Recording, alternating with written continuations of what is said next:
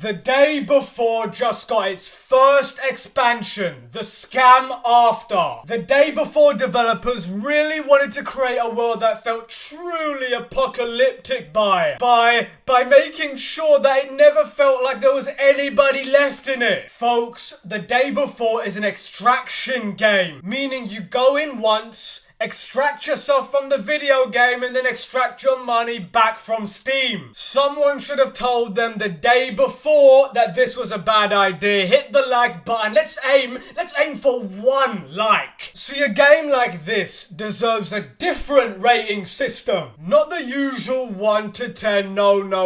It should be scored from -1 to -10. And honestly, it would hover around -9. This makes the Gollum game that came out look like a work of art. In all seriousness, whoever made Gollum is breathing a sigh of relief that this snatched the worst game of 2023 title in the 11th hour, right at the last minute. How the do you close a studio that never opened? Whoever was part of making this should have all of their names released for the public, because these sleazy, bungling, low-hanging dingleberries will just form a new company with new names and new identities and do this all over again. This is honestly criminal. To promise so much and underdeliver so heavily, it's wild. I'm not a legal scholar or counsel, but let me know in the comments if there are even grounds for a lawsuit here. I mean, the plan from the start, remember, was to shut down, to get as much sales as possible and dip out with the cash. The funny part is that you have simps in every community, every walk of life. There are people who like to be fed shit because they're mushrooms. There were people defending this pile of trash, saying it's just early access, they will fix it and add to it and make it better in time. The signs were there from the start, you dumb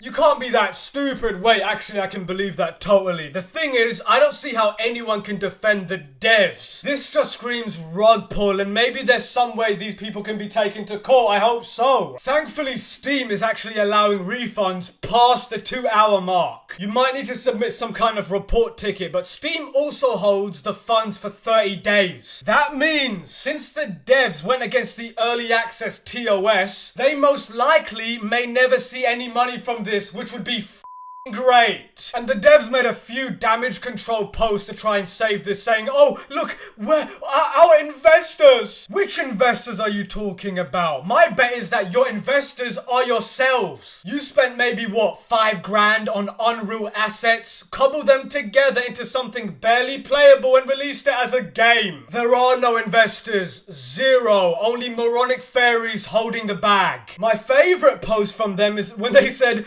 don't call us scammers, that's rude. Oh, are we being rude? You literally just said don't call yourself scammers, but in the same breath you closed down your studio immediately after release. Buddy, I hate to be the one to break it to ya, but you are a dirty, rotten scammer. Because you're probably popping the champagne as we speak. Mission accomplished, eh? Tens of millions of dollars made. See you losers on the other side when we do our next scam. These freaks plan to shut down the studio once they got their money, point blank, period. To basically say, oh well, it happens, is just wow. I mean, not to mention fantastic use volunteers in the development process. Oh, you didn't know? They asked people to develop their game in exchange that the volunteers received participation certificates and free codes for the game when it comes out. Every single stage of development had the stench of a shady grifter all over it. It's insane to me that this studio saw that all the incredible games that came out this year and said, yeah, let's put ours up against that, because we should stack